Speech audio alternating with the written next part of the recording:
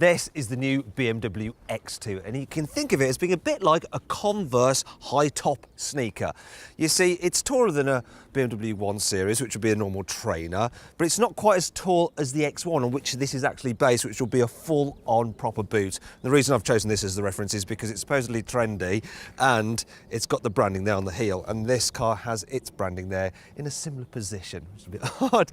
Now, being the cooler version of the X1, it's more expensive. So the starting price, if I go to carwow.com, you'll see is £30,000. Now, when you get it through Carwow, it actually starts from a bit under that. It starts from just under £30,000. But this is a brand new car. As the car gets older, there will be even better deals available through Carwow. So if you want to see how much you can save on a new car, click on the pop-out banner in the top right-hand corner of the screen or on the link below the video to go to carwow.com. Now, the X2's more sporty body shape means it's not quite as practical as the X1, but actually the boot, it's only about 5% smaller, and it's still a very, very good size. Problem I have with it though is there's quite a largest lip to lift stuff over for this kind of car. So if you've got really heavy items, you might end up doing your back in, and your dog's gonna find it a bit harder to jump into the boot. There is some really excellent extra storage under there, loads of space, and you've got a 12-volt socket there, some storage here, and some tethering points here and here. What does annoy me though is that if I want to fold the seats down, I've got to go actually into the back because the leaves are here. But I do like the fact that, look, you can split them three ways, so you can carry long items such as, I don't know, flat pack furniture and two rear passengers at once. And when you fold the seats down, they're not completely flat, but it's not too bad, and you can slide heavy items to the front. Now let's talk about the space here in the back seats then. So you might be able to tell that, well, the doors don't actually open all that wide, which makes it a bit of a struggle when you kind of try and manoeuvre a baby seat or something like that. You can, as you can see, recline the chair backs, which is handy because headroom, it's a little bit on the tight side, so people much over 6 foot could find it a bit cramped back here. What I can't complain about though is the knee room. That's good. There's plenty of space for your feet as well. You can stretch out into the seat in front. If you want to carry three at once, it's okay. Middle seat is a bit high, it's a bit cramped, and there are other cars this kind of class which are more roomy for carrying people in the back at once. Just point this out to you, so you've got your armrest and the usual kind of BMW style cup holders there as well. While I'm showing off the practicality, we've got some knitting here for stuff, and look, the rear door bins are huge. They can hold a big bottle of water. The windows are an all right size, but the actual sill is quite high, so smaller kids are going to find it difficult to get a view out, and they might find that a bit annoying. Now, moving on to the front. So, yeah, door bins here as well are absolutely massive. BMW does think a lot about practicality, to tell you the truth, so they will fit, and there's some storage here as well, some under here and under here. And the glove box, it's actually quite a decent size as well. In terms of the interior design, well, I'm not the biggest fan of the look of it, but it is all very clear and easy to use. The dials are big and you can see exactly what's going on, but I can't fault the quality. I think BMW makes really high quality interiors. The materials are just plush, they feel solid. Yeah. It all feels expensive, just as it should actually, because it's quite an expensive car. So this one is the 2-litre X-Drive diesel in M Sport, which has extra bits and pieces on it, and the list price is £37,000. And like I said, because the car is so new, there's not so many deals available on it. And really, I would probably just get an X1 anyway, because you can get decent discounts on an X1. So I'll plug in the same X1 as this car, so 2-litre X-Drive with the M Sport trim, and I've got an offer back from Carwow for £33,500. That's a saving of almost £3,000, whereas this list price is around £37,000. So yep. And it's not quite such a good car really overall, even though largely it's pretty much the same. Now, you can save some money by going for one of the lesser trims, like the SE has pretty much all you need. So it has things like dual zone climate control. There's also an automated tailgate, which is handy, so I can just shut it from here because it will stop the air whipping through. You might have heard it already on my mic. And you also get cruise control.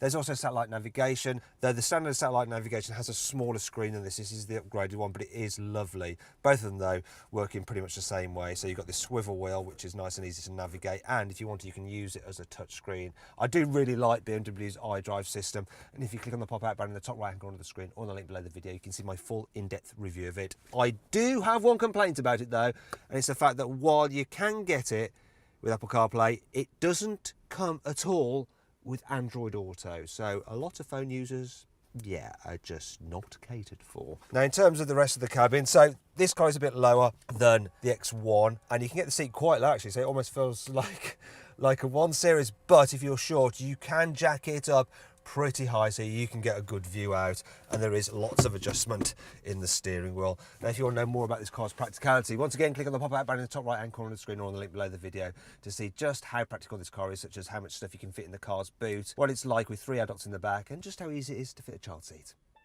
Now then, it's time for the Car Wow 5 annoying things about this car. For some reason, BMW decided to put its badge on here at a slight jaunty angle. It just looks a bit odd. Look, if it was straight, it'd be like that. But no, they've done it slightly off kilter. I don't know why. It's annoying. At first, it looks as though the parcel shelf will fit underneath the false floor, which would make me very happy because then it wouldn't clutter up the back of the car when you remove it. But then, look, that won't shut. And that's no good. Unless you want a springboard for your dog. The gear selector for the automatic gearbox looks like something you might find in an Ann Summers catalogue. I don't like touching it, makes me feel dirty. The doors don't cover the sporty sills and they stick out quite a way, which means that when you get in and out you end up rubbing your legs on them, which is a problem if your car's dirty because then the back of your legs become all dirty. I think this has to be one of the most unnecessarily large fuel filler caps I've seen on any car. In fact, I'm sure it's about the same size as a fuel filler cap for a Boeing 747. Speaking of which, look, I want to use that as an air brake, it's that big. Thankfully, this car has plenty of cool features, which helps make up for all this. Here's 5. Unlike other German manufacturers, BMW is keeping it real by using proper exhaust pipes. Look, they're not fake at all, and they're a lovely chrome. You can get the car with 6 different colours for the interior ambient lighting. So there's a choice of orange, bronze, white, green or blue. Obviously you can't see them now because it's the middle of the day, but at night time it looks really cool. You know, like one of those small SUVs. You can get a really bright head-up display which shows things like the speed limit, your current speed and directions from the satellite navigation. It can also display the radio stations and your phone.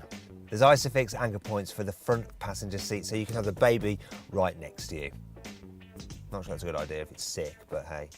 There are vents behind the grille which stay shut when you're travelling at speed to improve aerodynamics for maximum efficiency, but when the engine needs cooling they will open up to let cold air in. Now it's time to hit the road to see what this car is like to drive. Out of all the small SUVs, this X2 feels the most sporty. Now you'd expect that from BMW and they have delivered. So the way you sit in it, you're kind of cocooned like you're in a sporty car. So the windscreen isn't actually all that big. You do have a huge blind spot there from this swooping pillar.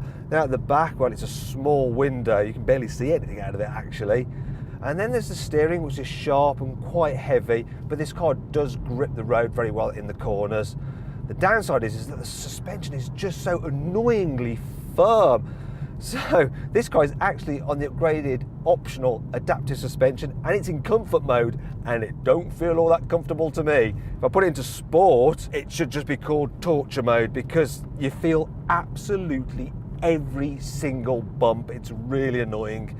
The faster you go, the better it does get. It kind of smooths out when you're on the motorway. But when you're going faster, you just get a lot of noise from the tyres. That is quite annoying. The engine that I've got in this car is the 2-litre diesel and it's pretty quick. You put your foot down, it just goes. Works really well with this excellent 8-speed gearbox. And this 2-litre diesel also comes with all-wheel drive for added grip. Now, I'm averaging 44 mpg, which is pretty good considering the performance from this engine. It's the one that I'd go for, though you can get a 2-litre petrol, which is smoother than this diesel, which can be a bit rattly when you're just like at the traffic lights and it's ticking over. But the 2-litre petrol is just front-wheel drive, so you don't have quite so much grip. There'll also be other engines available as well, but I reckon this one's the pick, this 2-litre diesel.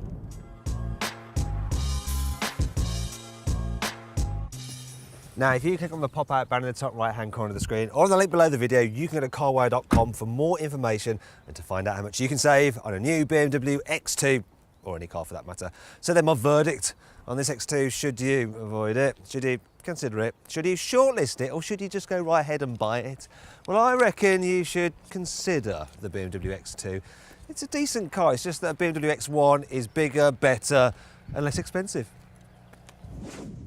If you enjoyed this video, please like it, share it, and click on our logo to subscribe to this channel, on the video window to watch more content, or on the choose and buy box to see how much you can save on a new car at CarWow. Now, did you spot the Easter egg in this video? It was the X2 playing in the car's glove box. Well, on my phone.